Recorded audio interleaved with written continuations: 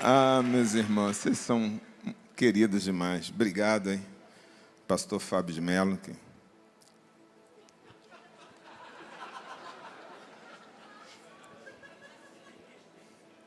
Ele entrou numa loja, a irmã falou, sua bênção. Ele falou, Deus te abençoe. Pelo juiz, não te conheceu como pastor, não, né?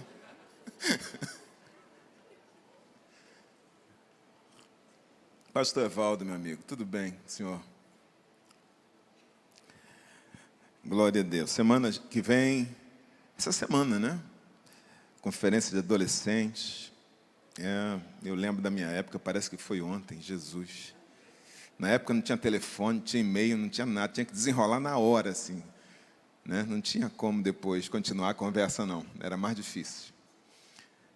Mas venha fazer amigos, conhecer pessoas, né?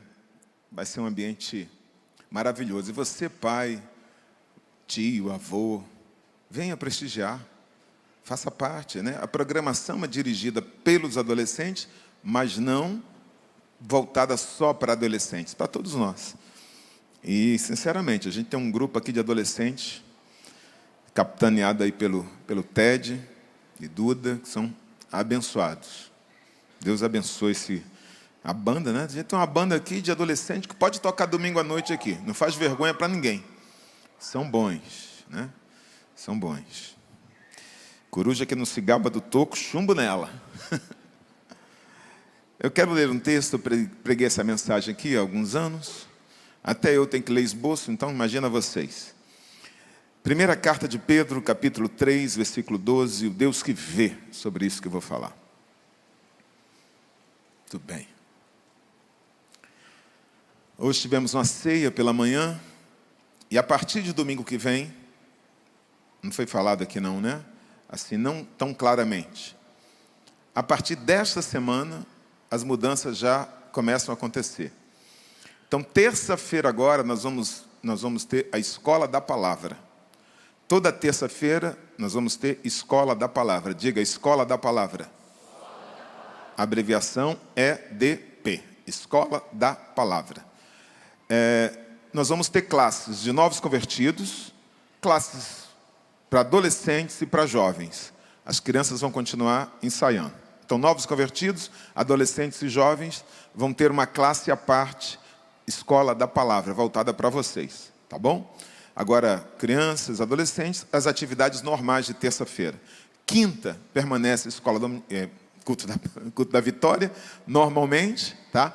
E a partir do próximo domingo, nós vamos ter 2 cultos de celebração. Você vai poder escolher um dos 2. Nós vamos ter culto às 9h30 da manhã e vamos ter outro culto de celebração às 18h30. Tá bom? Então, primeiro culto, 9h30 da manhã, não será mais escola bíblica, será culto de celebração.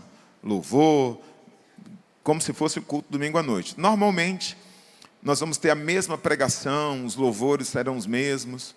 Agora, essa semana, como é conferência de adolescentes, aí os adolescentes vão estar de manhã e vão estar à noite. Amém, adolescentes? Amém? Aí serão pregadores diferentes, serão cultos diferentes. Então, nós vamos ter um culto pela manhã com o pastor Michel Simplício, meu amigo, e eu prego à noite aqui para os adolescentes. Tá bom? Muito bem. Primeira carta de Pedro, capítulo 3, versículo 12. Eu já preguei essa mensagem em 4 tempos, né? Em 4 cultos. Eu vou pregar num culto só. Então, eu vou reduzir aqui ao máximo. Que Deus me dê graça.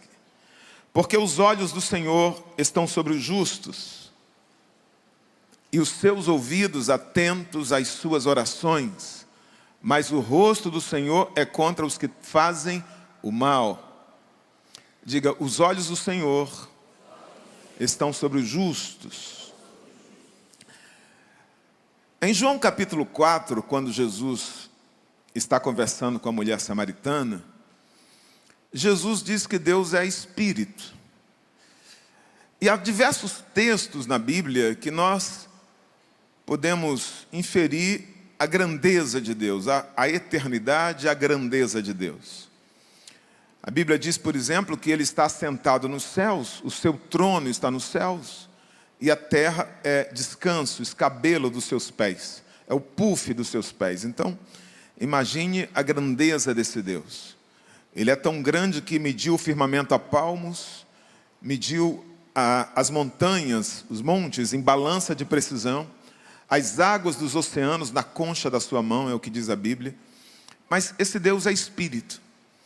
Mas uma das coisas mais comuns no texto bíblico, uma das expressões mais comuns no texto bíblico que você vai ver, são expressões como esta: os olhos de Deus. Como se Deus tivesse características humanas, forma humana. Então é muito comum você ver a mão de Deus, a boca de Deus, os olhos de Deus aqui, os pés de Deus, ouvidos, ou sentimentos, como sentimentos humanos. Deus se irou, Deus se arrependeu, né? O Espírito de Deus se entristece. Essa é uma linguagem que a teologia chama de antropomorfismo, quando a gente dá a Deus a forma humana. Sobre o olhar de Deus, eu gostaria de trazer aqui duas características.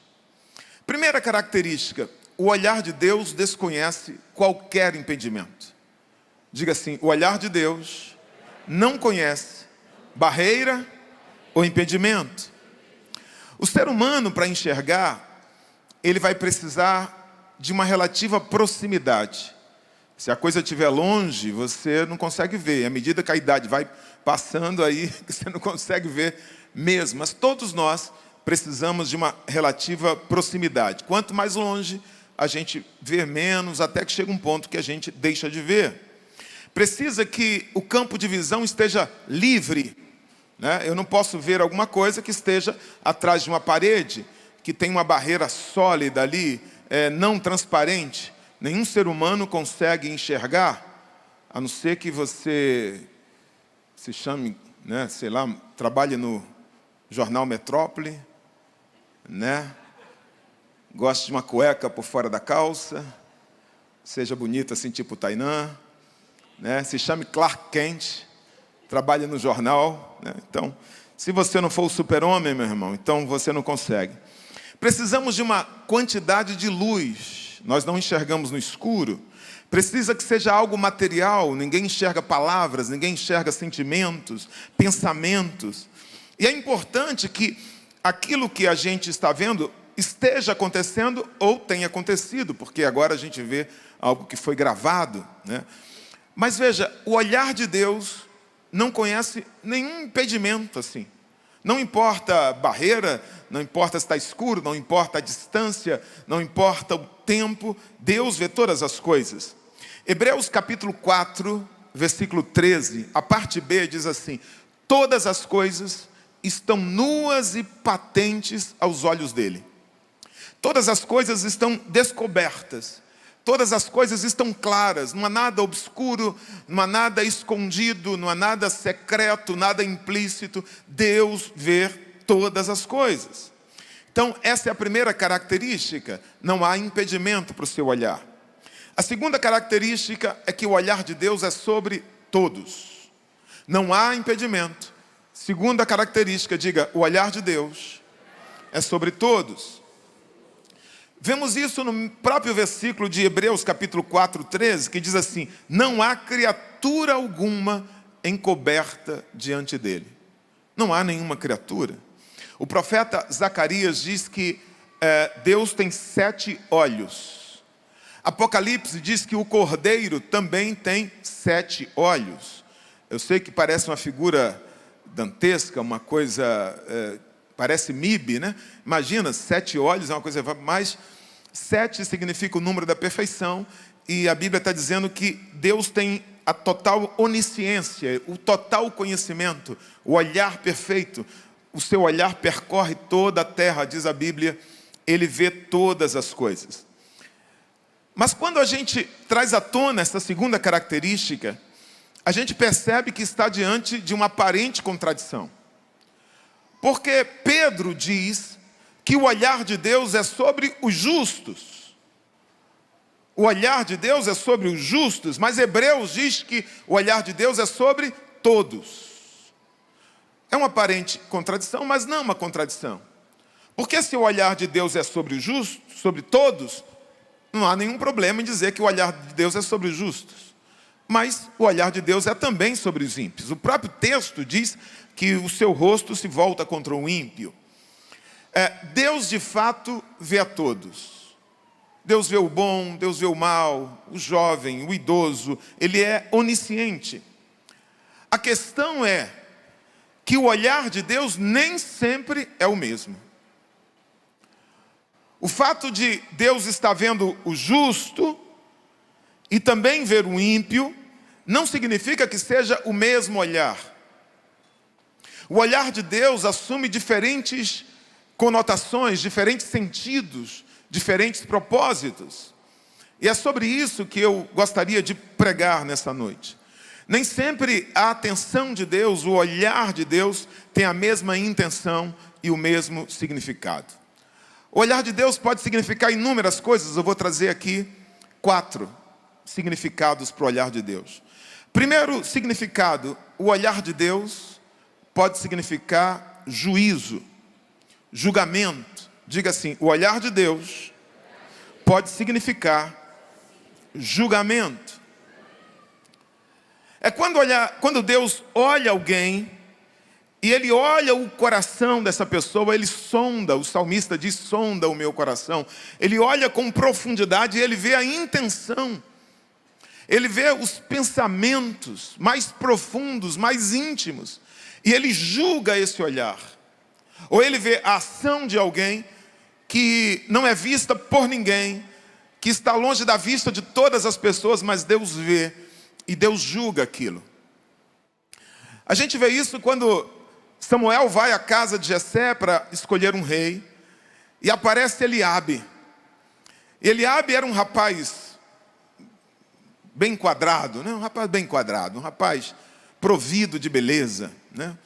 Bem desenhado, um rapaz devia ser alto, bonito, garboso, elegante. Quando Eliabe entra na sala, Samuel olha assim e fala, rapaz, tem pinta de rei. Tem cara de rei, olha o perfil desse moço. Ele é alto, é bonito, é elegante, é rei. Esse é certamente o primogênito de Jessé, será o rei de Israel. Mas a Bíblia diz que Deus fala para Samuel, ei Samuel, não é esse não. Esse aí não é o rei de Israel. Veja, Deus diz assim, porque eu não vejo como o homem vê.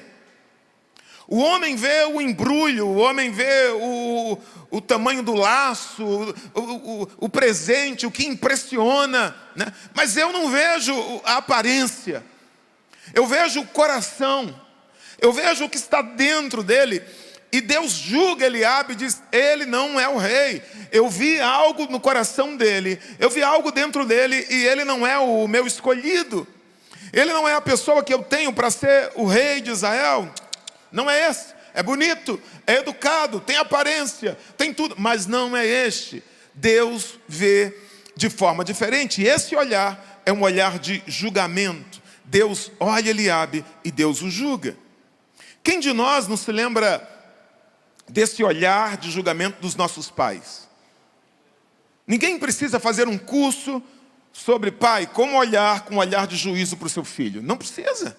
Você parece que é de fábrica, a gente sabe. E a criança também sabe, né? Estava na igreja fazendo bagunça, fazendo algo que não devia, só que está no ambiente público, o pai dá só aquela olhada assim, ó. O olhar diz muita coisa, o olhar diz, em casa a gente conversa, já te vi, e a criança pensa, dancei, né? Tem mãe que descabela, fala, menino, desce daí, menino, para com isso. Tem mãe mais sábia, você fala, teu pai está vendo. O garoto já, né? Dá aquele olhar. Nós adultos também, a gente não está muito distante desse olhar. Obviamente, eu não estou falando do olhar dos pais, né? O adulto não tem essa preocupação. Eu estou falando da fiscaria, da fiscalização, do olhar das câmeras, né? Quem não está num lugar assim, coisa mais comum é você estar num lugar assim, e de repente aquela placa sorria, você está sendo filmado. Não sei para que sorrir, mas... Você vê uma placa como essa, irmão, para você não diz muita coisa. Você é gente boa, você está com boa intenção, né? Você está dentro da lei. Mas essa placa, para alguém que está mal intencionado, é uma placa que diz, olha, alguém está te vendo. E alguém está te julgando. Alguém está olhando as tuas ações. E isso gera um certo temor, uma certa preocupação. Quando eu, por exemplo, estou dirigindo numa estrada, né, a gente tem carros hoje cada vez mais potentes, carros fechados, e a gente não vê a velocidade que esse carro está andando, né? Tem que tomar cuidado com isso. Principalmente carro assim, tipo esse do pastor Carlos, assim, essa nave, né? Hein, cara? Nem vê ali, né, cara? Desliza, né? Mas quando você está numa pista assim, de repente, você vê assim, essa pista é monitorada por radar. E você sabe que tem câmeras ali. Ah, irmão, aí quando tem câmera, o que é que você faz? Você é olho no velocímetro e no radar, né? Cara crachá, você fica aqui, ó, velocímetro, radar, você fica todo olhado, olhando placa, você fica ali e tal, né? Você fica preocupado, por quê? Porque você sabe que tem câmeras te olhando. Eu tomei uma multa aqui, rapaz, porque aqui na avenida aqui, porque eu fui pegar um celular. Acho que um drone me pegou, porque eu não vi ninguém. Eu tinha alguma coisa, sério, ali, dizem que usa ali, alguma câmera ali. Fui flagrado, rapaz, porque peguei, e não faça isso, que é errado, né? Mas a gente sabe, irmão, quando você está numa pista que você já conhece, você imagina, essas 4 placas, essas 4 caixas aqui, você sabe onde ficam as câmeras, não é não? Você sabe. Aí você vai 120, 80, você tem...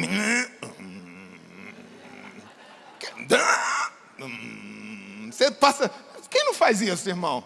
Ah, não vai dizer que tu vai de 80 direto. Não vai. Só alguns aqui, os motoristas profissionais, não. A pista é 80, eu vou a 80. Mas se você sabe onde ficam as câmeras, irmão, você vai ali. O ideal seria que a gente obedecesse certinho, né? Mas isso é para outra mensagem, eu não quero pregar sobre isso, não. O que eu quero trazer é o seguinte, que um anúncio dizendo assim, cuidado, atenção, você está sendo filmado, você está sendo visto, já é algo que gera em nós um temor, é algo que gera em nós um respeito, é algo que é capaz de mudar o nosso comportamento, a nossa maneira de agir.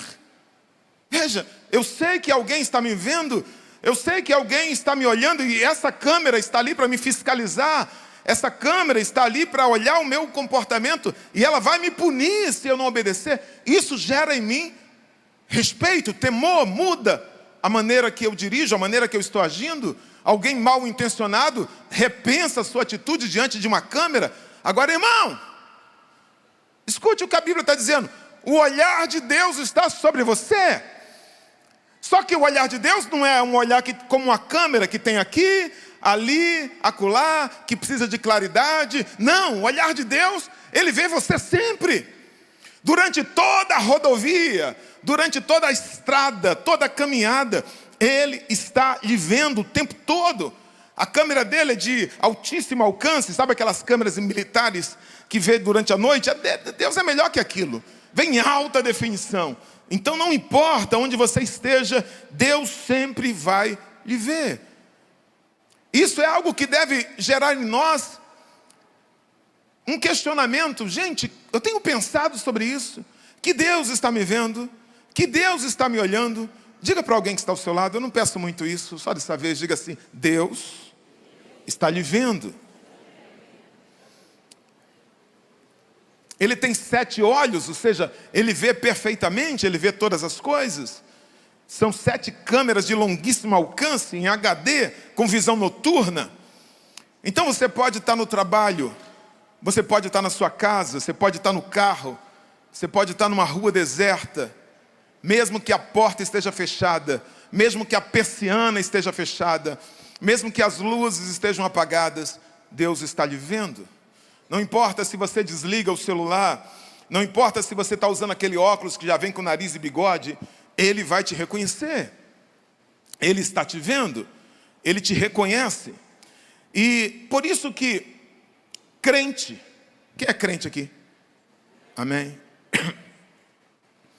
Estou falando de crente, estou falando que é da igreja não, que é uma diferença muito grande. Eu sou da igreja, essa caixa é da igreja, esse piano é da igreja, não sou um crente. Eu estou falando de gente que é crente. Crente que é crente de verdade, não pode pecar direito. Crente não pode, irmão. Não pode pecar direito e ficar feliz. Crente não pode. Crente peca, mas pecar direito igual o ímpio, não, irmão. O ímpio, o uísque ou água de coco, tanto faz, entendeu? Quer mais. Quando ele cai na lama assim, sempre que ele se limpa, ele rola, irmão. Ele gosta, né? Ele caiu na lama, tira não, deixa, ele gosta. É o ambiente dele, é o habitat, ele gosta. A ovelha não. A ovelha não gosta de lama. A ovelha não gosta de sujeira. Quando ela se suja, ela não é o ambiente dela. Então o crente, irmão, ele diz assim, eu vou pecar, hoje eu estou decidido a pecar. Aí ele vai para o baile de carnaval. Ele vai para a night. Quando ele está lá, irmão, vem um pensamento, Deus está te vendo. Ele quer agir como ímpio, ele quer falar como pecador. Tinha um amigo que falou que uma vez ele foi para o baile de carnaval. Tua camisa colorida, botou tudo. Aí ficou lá se divertindo. De repente, no meio do baile, um bêbado chega lá e fala, aqui não é teu lugar não, rapaz. Pronto, ele começou a chorar, saiu do baile, foi para cá. É crente, irmão. O cara está lá, está pecando, passa um pensamento. O pastor não está te vendo, a esposa não está te vendo. O pecado parece que está sendo um sucesso. De repente passa o pensamento. Deus está te vendo. É água na cerveja, irmão. Não peca direito. Crente não peca direito. E outra coisa, depois que peca, acontece o que diz Hebreus. Ele é tomado de uma expectação de juízo. Porque ele sabe que ele é filho. E a Bíblia diz, se você é filho, o pai exorta, o pai corrige aqueles que eles têm por filho. Então ele vai corrigir você. Aí você já sabe que o pai está vendo e vai vir a lambada. Você sabe que o pai está vendo e vai vir a chicotada. Você é tomado de medo. E a expectação de juízo, você pega e fala, Jesus, não volta agora não. Deixa eu me consertar. Isso é crente. Por quê, pastor? Porque eu sei que ele está me vendo. Ele está vendo você, queridinho. Está vendo você, queridinha? Olha o que diz o salmista. Para onde me irei do teu espírito? Ou para onde fugirei da tua face? Se subir ao céu, tu lá estás. Se fizer no inferno a minha cama, eis que ali estás também. Se tomar as asas da alva, se habitar na extremidade do mar, até ali a tua mão me guiará e a tua destra me susterá. Se disser, de certo que as trevas me encobrirão, então a noite será luz à roda de mim. Nem ainda as trevas me encobrem de ti, mas a noite resplandece como um dia. As trevas e a luz são para ti a mesma coisa. Ele está vendo você. Não importa, as câmeras precisam de foco e de luz. O olhar de Deus não, são como chama de fogo. Os seus olhos são como chama de fogo. Ele vê, não importa quão distante seja o motel, quão grossas sejam as paredes, ele vai ver. Não importa quão deserta seja a rua, quão fechado seja o carro, ele vai ver. As trevas e a luz são para ele a mesma coisa. A mesma coisa, você pode dizer amém? Então não seja ingênuo, não queira dar uma de Adão, vou esconder aqui, Deus não vai me ver atrás da árvore. Aí Deus entra, Adão, onde é que você está? Como se, sabe o filho quando se esconde atrás da porta? Aí deixa a perninha assim, você fala, eu não estou te vendo, onde é que você está, meu filho? E o filho está, você sabe, Deus sabe, Deus está vendo. Vou me esconder aqui que Deus não vai ver. Segundo significado do olhar de Deus, diga, o olhar de Deus fala de cuidado. É esse olhar que Pedro aqui está falando. O olhar de Deus é sobre os justos. Ele está falando que esse é um olhar de cuidado. Quando uma mãe diz para o seu esposo e o pai das crianças, você pode olhar as crianças? Aí ele fala assim, pode deixar, meu amor, que eu vou ficar olhando. Aí as crianças vão lá, pegam tesoura para cortar papel, que a tesoura pontiaguda, e o pai está olhando. Aí uma outra criança vai lá, pega uma faca para cortar alguma coisa, e o pai está olhando. A outra vai lá, vai para a janela se debruçar, sem tela, sem grade, sem nada, olhar lá do prédio, e o pai está olhando. Está olhando? Tá. Mas foi nesse sentido que a mãe queria dizer, irmão? Não. Quando a mãe diz assim, olha a criança, está dizendo o quê? Olhar de cuidado. Um pai, quando está olhando para algumas crianças na praça, ele está olhando as crianças, todas, ele está vendo todas as crianças. Mas com certeza o olhar dele para alguma criança, o seu filho ou sua filha, é um olhar diferente. Ele está preocupado com que altura essa criança está subindo, ele está preocupado se ela está correndo, com quem ela está brincando, se algum adulto se aproxima. Então, o olhar de Deus é sobre todos, mas o olhar de Deus para os seus filhos é um olhar diferente, é um olhar de cuidado, é isso aqui que a Bíblia está dizendo. Os olhos do Senhor são sobre os justos, os seus ouvidos atentos à sua oração. Veja, é um olhar de proximidade. Por que Deus está ouvindo? Porque Ele está próximo, Ele está atento, Ele está interessado, Ele está cuidando. É sobre isso aqui que a Bíblia está dizendo. Olha o que diz o Salmo 1, versículo 6, diz assim: porque o Senhor conhece, diga conhece.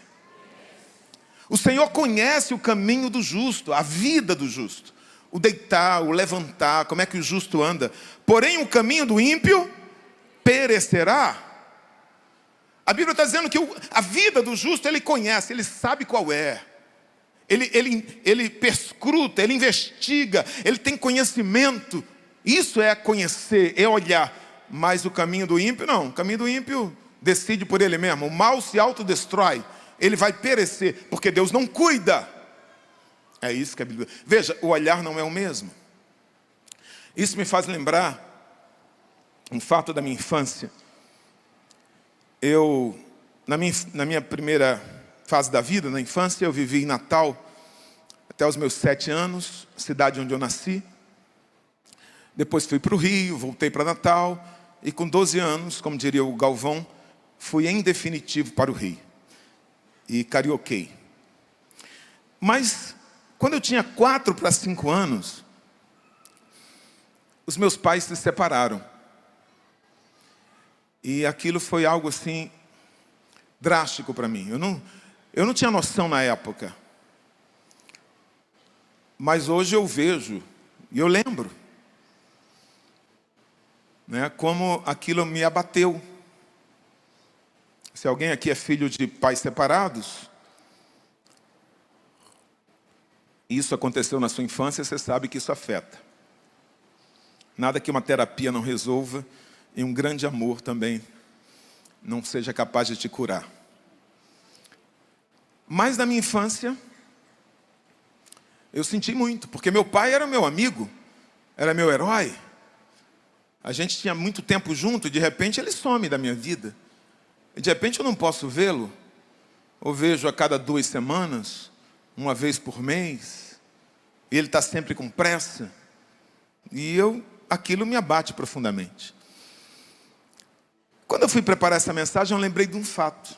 Eu nunca associei a isso, mas eu me lembrei desse fato. E como eu me senti naquela noite. E foi exatamente nessa fase da vida, eu tinha 5 anos aproximadamente. Eu estava perto da casa da minha avó, tinha uma casa de uma tia aqui, e a igreja que a gente congregava aqui. Meu pai foi líder de jovens, foi tesoureiro dessa igreja, e estava no mundão. Eu estava aqui, e era noite de lua cheia. O bairro não era muito iluminado, e Natal é uma cidade equatorial. É uma cidade que a linha do Equador passa em cima, e a lua fica em cima. Na cabeça, como se fala lá, no quengo. No coco, em cima, e grande. Né? Tem um hino de um diácono que fala isso, aquele hino, não há luar como o luar do meu sertão, porque é bonito mesmo, e ilumina. Né? Da harpa, 120 da harpa, acho. Né? Aí, naquele dia, as crianças brincam na rua, assim, como se tivesse luz pública, porque ilumina, fica tudo claro. E nessa noite, eu estava assim, eu vi a lua em cima de mim e fiquei impressionado com aquilo. Falei, gente, que lua bonita, pá, grandona, brilhosa em cima de mim. Aí minha mãe me levou e fomos para a casa da minha tia. Ficava assim, a uns 200 metros. Quando eu chego na casa da minha tia, minha mãe entra, eu fico na calçada. Aí eu olho para a lua, e a lua está em cima de mim. Aí eu falo, gente, que coincidência, né? Eu estava lá na casa da minha avó, a lua estava em cima de mim. Eu vim para cá, a lua está em cima de mim. Eu falei, peraí, vou dar uma corrida. Que eu imaginava que eu era a criança mais rápida do mundo, The Flash, né? Eu falei, eu vou dar uma corrida e eu vou sair de cima dela. Irmão, baixei a cabeça e disparada, corri assim até a outra esquina. Corri, e parei, olhei. A lua estava em cima de mim. Eu falei, gente, que coincidência. Peraí, eu estava... Já sei. Aí eu pensei, eu falei, se eu voltar para o lugar que eu estava, ela não pode, porque ela vai numa direção só. Eu corri na direção que ela está se movendo. Aí voltei para o lugar que eu estava. Corri, não sei quantos metros eu corri, eu imaginei que a lua tinha um tamanho de 2 casas. Corri muito mais do que isso. Quando eu olho, a lua está em cima de mim. Irmão, fiquei constrangido. Eu falei, gente, de tantas crianças na Terra...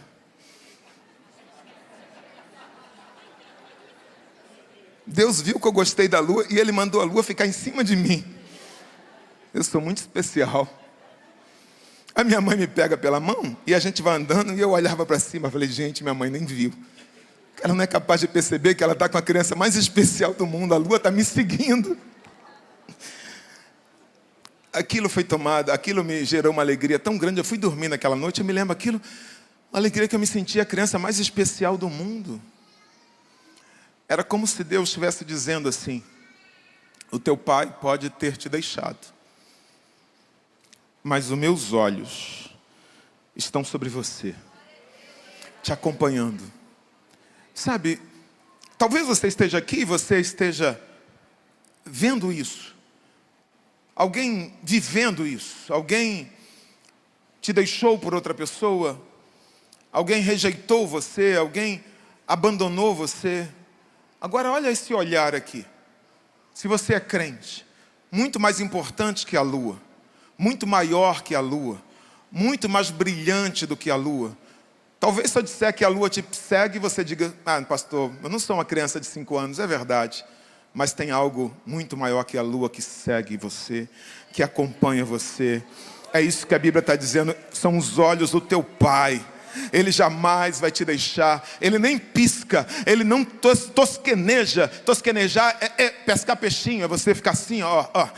Ele não faz isso, os olhos dele estão atentos, os ouvidos estão atentos. Como a lua estava sobre aquela criança, os olhos de Deus estão sobre tua vida, cuidando de você. Ele jamais vai te abandonar, ele não vai te desamparar. Você pode dar um glória a Deus aí, meu irmão?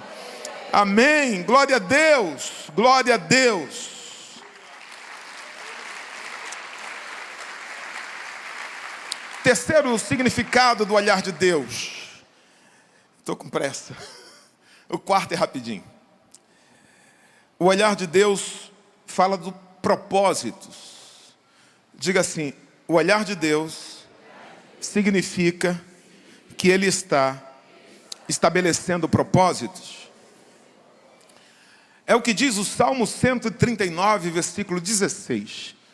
Eu amo esse salmo. Salmo 139, 16, que diz assim: os teus olhos viram a minha substância, ainda informe, e no teu livro foram escritos os dias, sim, todos os dias que foram ordenados para mim, quando ainda não havia nenhum deles.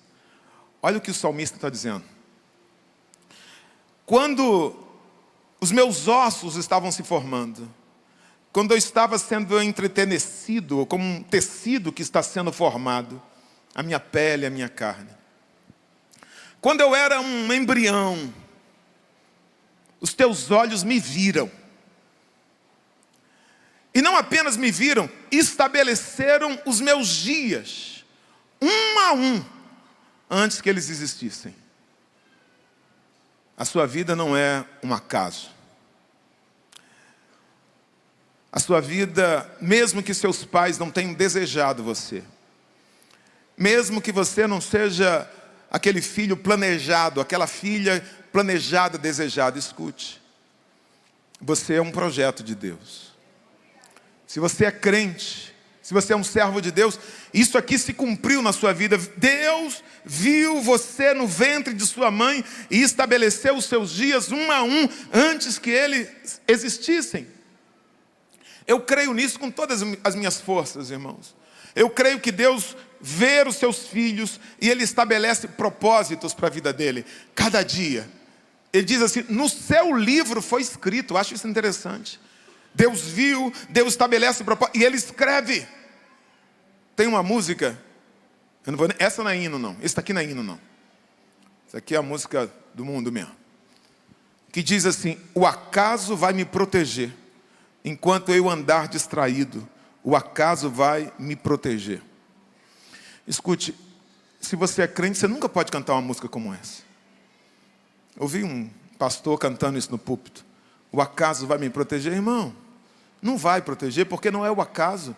Você não é filho do acaso. Você não é cuidado pelo acaso. A tua vida tem alguém que criou, tem alguém que conduz você, tem alguém que te protege. Você não é obra do acaso. É Ele que dirige a sua vida. A sua vida tem um autor e a sua vida tem um diretor. Diga assim, a minha vida tem um autor e um diretor. E ele jamais sai do controle. Aleluia, você pode dizer amém? Recentemente eu li um artigo que me chamou muita atenção sobre a vida do salmão. Salmão, esse peixe assim do sushi. O salmão, quando ele nasce num rio. Ele é um peixe de água doce. Ele nasce num rio. E durante 2 anos, o salmão será um peixe de água doce, vivendo no rio. Depois de 2 anos, ele vai descer as correntezas do rio. E esse rio vai desaguar no mar. E o salmão vai passar a viver no mar. Dos 2 até os 6 anos, aproximadamente 4 anos, o salmão se torna um peixe de água salgada. E ele vai viver no mar. E ele nada cerca de 30.000 quilômetros. Depois de nadar 30.000 quilômetros, se tiver 3 rios desaguando no mesmo lugar, o salmão vai voltar para aquela mesma foz de onde ele veio. Não tem placa no fundo do mar, tá? Não tem sinal indicando, não tem outro peixe dizendo, você é por aqui. Não, ele simplesmente volta para a mesma foz e ele vai subir o mesmo rio que ele nasceu. O mesmo rio. É aquela cena que ele está subindo e o urso fica só assim, tá? Ele está nadando, subindo o rio. Aí eles vão ter o período lá de fecundação e tal, e vão morrer. Olha que coisa interessante. Nós estamos no mar dessa vida. E tem muitos peixes aqui, irmão, que nasceram do mar e são do mar. Que eles são do mar. Mas escute, mas você não é desse mar. Você sabe de onde você veio. Algo dentro de você diz assim, eu vivo aqui, eu nado aqui. Mas tem algo dentro de você que não deixa você se perder. Quando você deixa de vir à igreja, quando você deixa de orar, quando você perde o contato, existe algo no teu coração que te atrai. Ficou pensando, como é que o salmão não perde o rumo?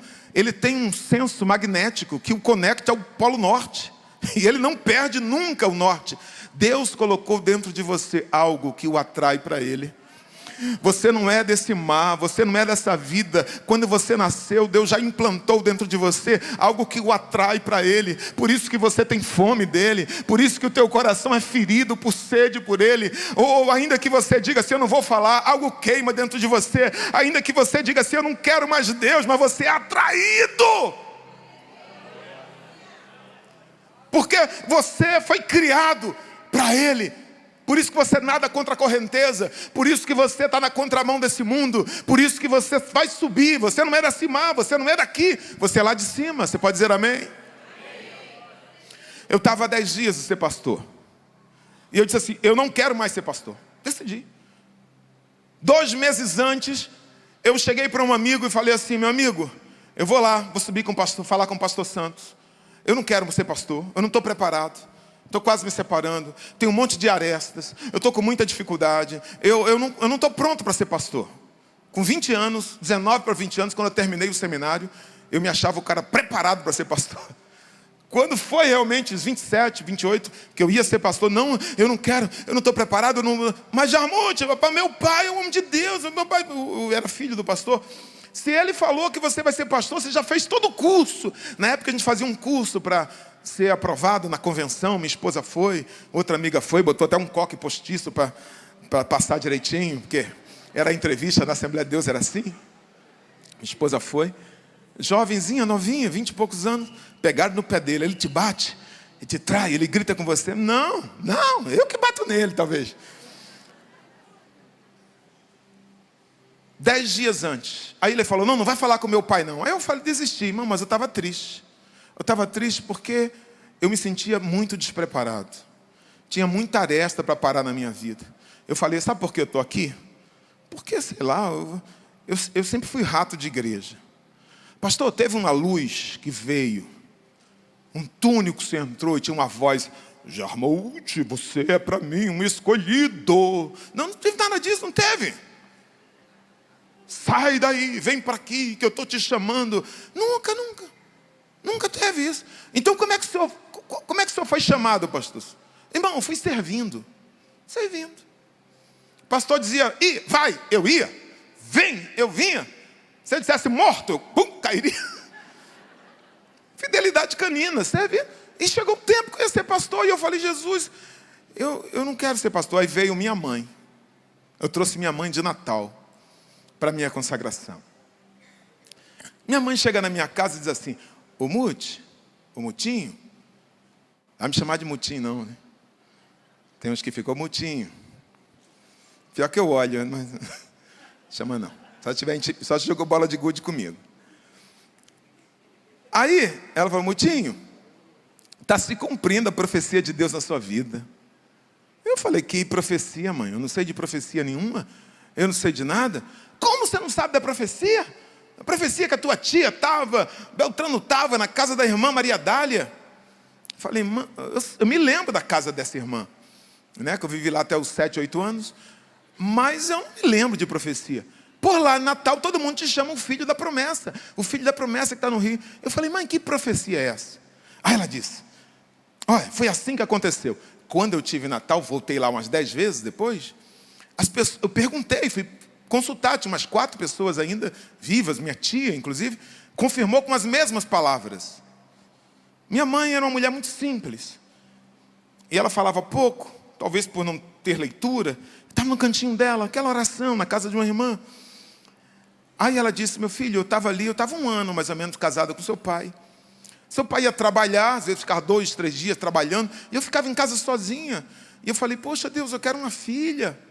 Eu quero um filho, uma filha, eu quero uma companhia, me dá um filho, me dá uma filha. E eu estava pedindo isso a Deus.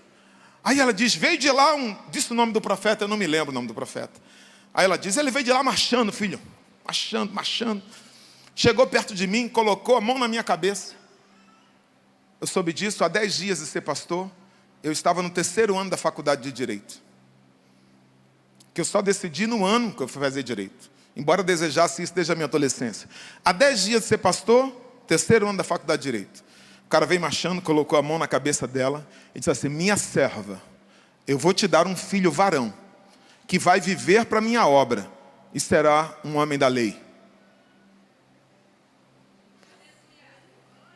A tua vida não é um acaso.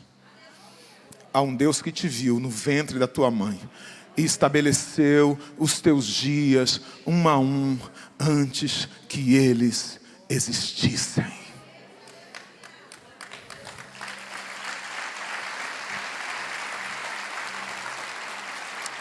Aleluia, aleluia, aleluia. O teu destino é subir o rio. Você pode dizer amém? Você não é aqui de baixo, você não é desse mar. Aleluia, você é lá de cima. E aqui eu já vou encerrar. 4º e último significado, o olhar de Deus fala de um tempo de intervenção. Que chegou a hora de Deus agir. Diga, o olhar de Deus significa que Ele vai agir. Quando a Bíblia diz, e viu Deus Astrobaldo, não significa que Deus não viu antes, Deus viu o tempo todo. E viu Deus o pecado do homem sobre a terra que chegou até ele. Pastor, Deus não viu o pecado antes, não é? Não, Deus viu, sempre viu. Esse olhar significa que chegou um tempo que a taça da ira de Deus se encheu e ele vai agir. Ou chegou um tempo que o clamor desse Astrobal, da situação que ele está vivendo, chegou até Deus e ele teve misericórdia e ele vai agir. É isso que a Bíblia está dizendo. É esse olhar que nós vemos em Êxodo. É esse olhar. Aquele povo que estava vivendo um tempo de sofrimento, um tempo de dor, um tempo de angústia. E Deus diz assim: Moisés, Êxodo capítulo 3, versículos 7, 8 e 9. Olha o que Deus diz.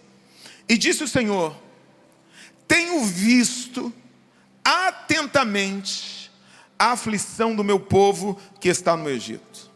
Tenho visto.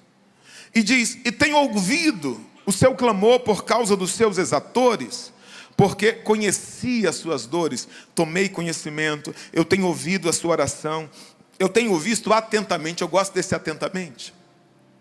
Ele tem visto com atenção, com cuidado. Portanto, desci para livrá-lo da mão dos egípcios. Acho isso aqui, irmão, Deus é onipresente, mas Ele está dizendo: a minha presença será diferente a partir desse momento. Eu não estou mandando um anjo, eu estou descendo. Sabe por que essas circunstâncias não mudaram ainda? É porque não chegou esse tempo de Deus descer.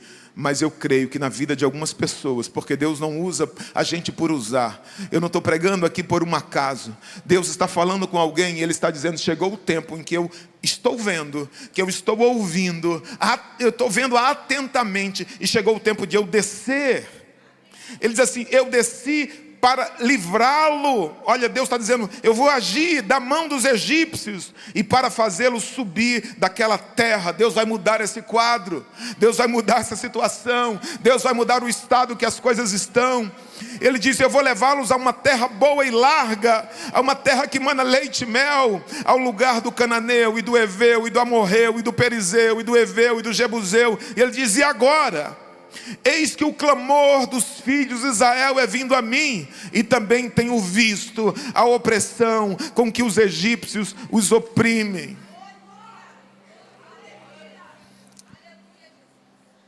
Irmãos, é normal.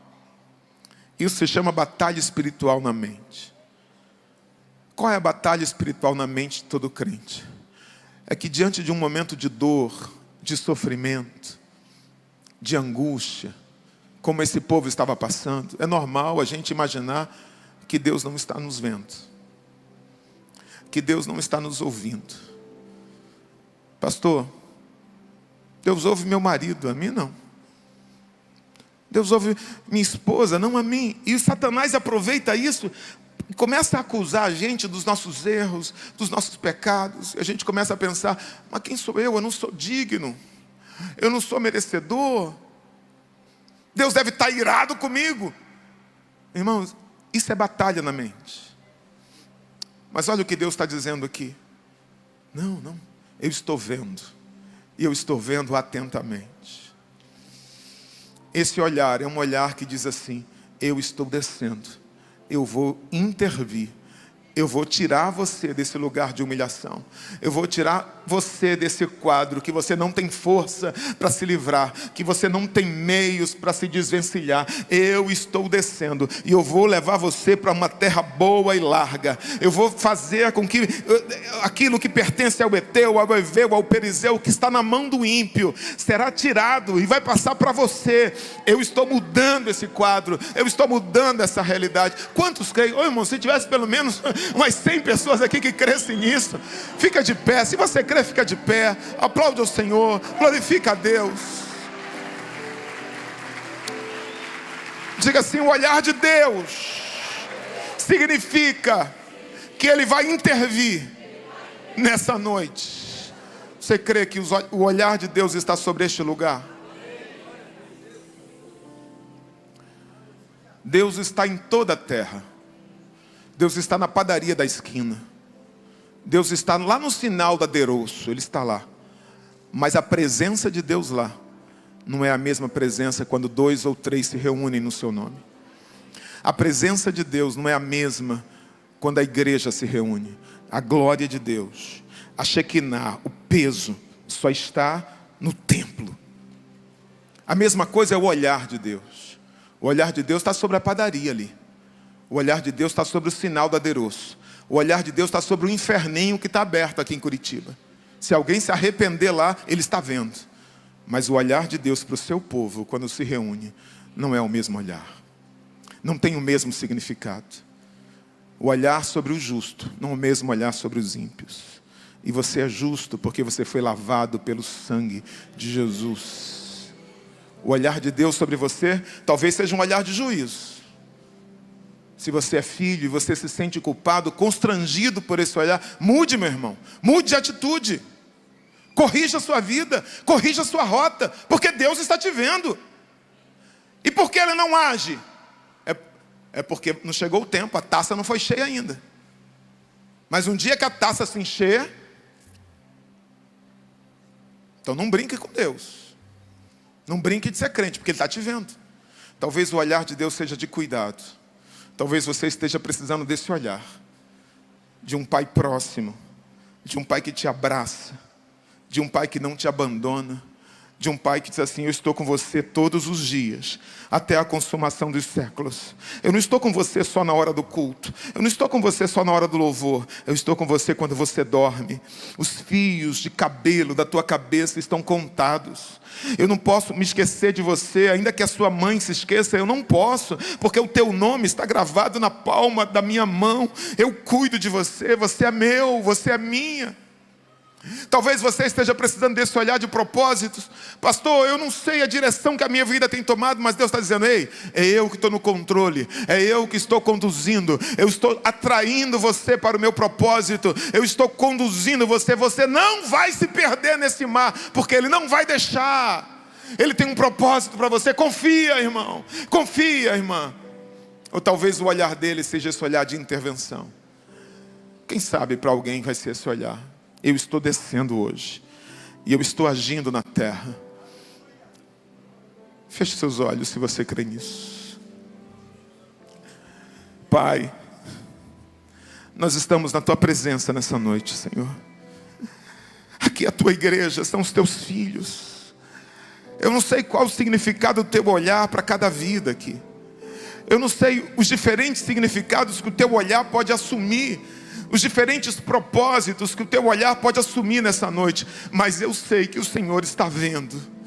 Está vendo não como nós vemos, porque a gente vê alguém sorrindo, a gente vê alguém aqui arrumadinho, uma irmã maquiada, ela está bem, parece que está feliz, mas o coração está sangrando. Mas o coração está apertado como odre na fumaça, como diz o salmista. Eu sei que o Senhor está vendo esse coração. Eu sei que o Senhor está vendo essa situação que ninguém aqui conhece. Essa situação que ninguém aqui sabe. De constrangimento, de humilhação, de dor, de angústia, de sofrimento. Deus, que o teu olhar seja nessa noite um olhar de intervenção na vida dessa pessoa. Como o Senhor disse para Moisés: eu tenho visto atentamente, e eu tenho ouvido a oração do meu povo, e eu estou descendo para livrá-lo das mãos dos egípcios. Desce, Deus, rasga o céu e desce nessa noite. Desce a este lugar, pisa aqui na ADVEC Curitiba, estabelece o teu trono entre nós, dá ordem aos teus anjos a respeito de famílias, a respeito de vidas, de pessoas. Eu creio que pessoas vão anotar nas suas Bíblias nessa noite o dia em que o quadro mudou, o dia em que Deus bradou na vida, o dia em que Deus interviu com o seu braço forte, com a sua mão poderosa, o dia que Deus tirou você desse lamaçal de pecado, o dia que Deus tirou você desse quadro que você não tinha como sair, não tinha padrinho, não tinha recurso, não tinha dinheiro, mas Ele veio. Vem, Pai, vem ao socorro do teu povo, vem ao socorro dos teus filhos, vem ao nosso encontro, Senhor, vem ao encontro daqueles que clamam. Ouve a oração dos teus filhos. Eu sei que os teus olhos estão atentos sobre os justos, os teus olhos estão atentos à oração que é feita, os teus ouvidos estão atentos à oração que é feita neste lugar, e os teus olhos estão atentos ao teu povo neste lugar. Se você crê nisso, Fale com Deus agora. Diga: Senhor, ouve a minha oração. Olha para mim, Senhor. Olha para a minha vida, Senhor. Sonda-me, Senhor, e me conheces. Quebranta o meu coração. Transforma-me conforme a tua palavra e enche-me até que em mim se ache só a ti.